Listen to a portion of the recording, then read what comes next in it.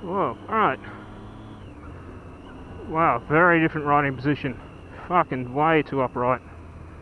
Whew. Feels really weird. Feels really tall. It's very smooth though, silky smooth.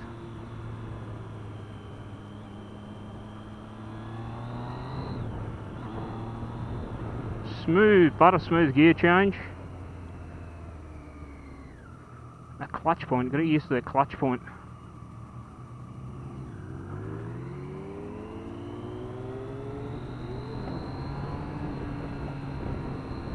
So just take it away in first, didn't even have to change. Very nice, like that.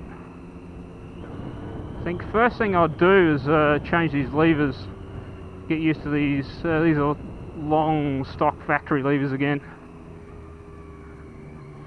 So it's a CBR500 comparison. You can ride this easy.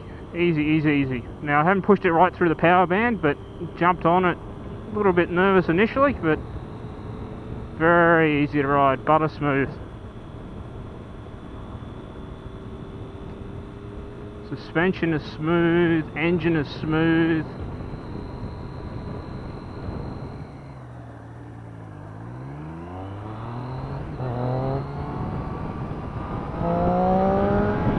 Holy fucking moly!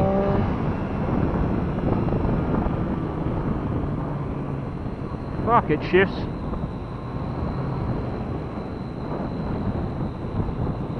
Not a fan of these mirrors though. Fucking mirrors. Cornering.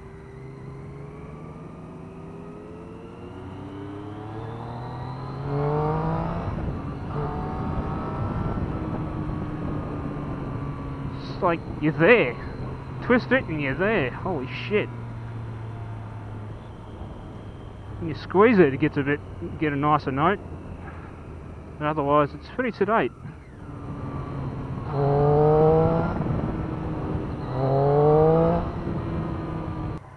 Beautiful.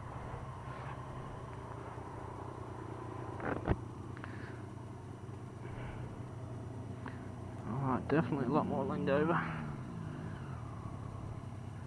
Ooh, this is very different. Whoa, very different riding position again. Fuck, this feels weird. I feel like I'm a fucking, like a pretzel. I don't know, maybe it's just my frame. I feel scrunched up. I feel like,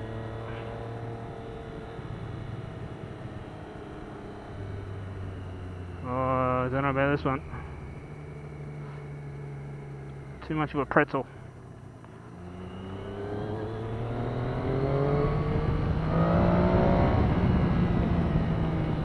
I think you'll probably get used to it after a little bit. But yeah, definitely feeling like a pretzel.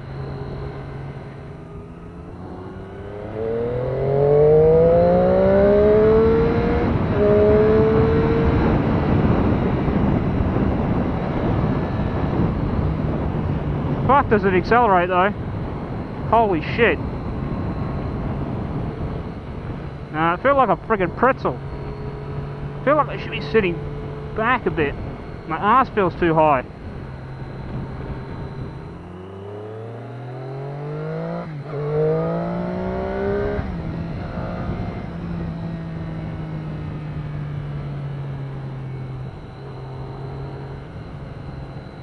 Going around corners feels very different as well, because just naturally the riding position is very different. Yeah, I think that's something you have to get a little bit more comfortable with. Feels very different. Very different. Feels like I'm a pretzel. Oh boy, does it feel weird to be back on the 500 again. After having that much power in your hands, back to a 500. I don't know, that feels weird actually. Quite easy to ride though, but just feels loose now. It just doesn't feel as tight as those other bikes. Quality wise, it feels a bit different now.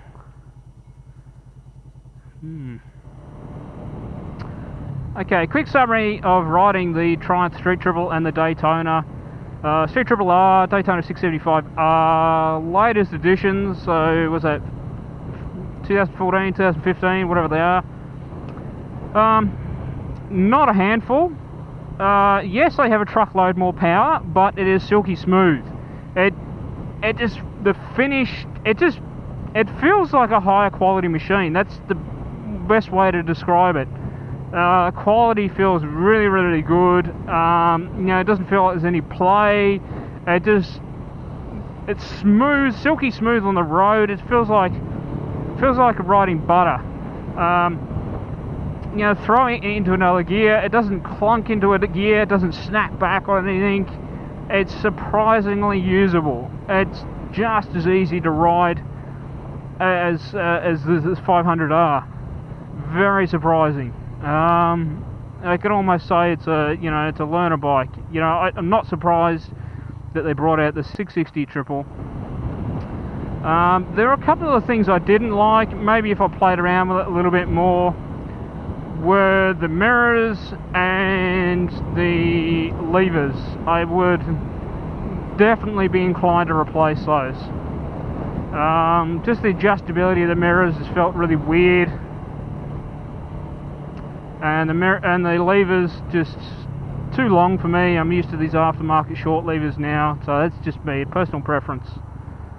But the biggest thing to get my head around was the riding position. The Street Triple felt a lot higher as well. So would I recommend those two bikes from my initial impression? If you're a learner, yeah, I think you probably get that idea by now. And I think it just comes down to a personal preference in terms of whether you like those riding styles. Everyone's a different body shape and, you know, limb length and whatever. So I think the biggest thing, I mean, you just don't get a full appreciation sitting on a bike in a showroom. You need to ride it, and you quickly figure out whether it's right for you or not. Probably actually the other negative, again maybe a personal preference thing, is the exhaust note. It's very sedate. It's not quite like a 4-cylinder, of course, an inline 4 obviously, but it still feels very sedate just chucking around. And does get a bit of a nicer note once you open it up and give it a bit of beans. So I suppose the question is, why upgrade? Why would you upgrade from this? Once you ride them, you'll understand. It's, again, not until you start getting that experience under your belt you can really start to make some informed decisions. And just that smidgen of experience of just taking them for a ride after using this as my main rider, the answers are quality is one. It's butter smooth. It feels really well engineered. Everything feels a lot nicer. Yeah, so the engine is a lot more powerful, but it's very friendly power.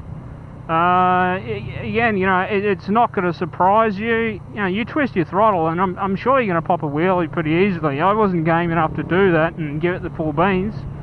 I'm not an idiot, don't want to wreck the bike straight away. It's not even mine. But, you know, you gently squeeze it, only gave it a little bit, and you can feel it. The power's definitely there, but again, you're not going to get into trouble. It's very usable power. Everything else, I mean, nothing really else popped out. I mean, you know, brakes were fine, it stopped, it cornered, whatever. I mean, I think the other thing for cornering, you know, you've got to be comfortable in the seat. For me, it was a little bit foreign, so I wasn't, you know, 100% confident, you know, leaning it right over. I'm sure as you get used to any bike, you're going to find out what it's capable of, and you'd be more uncomfortable leaning it over once you get used to the characteristics of the bike. That's about it, I guess.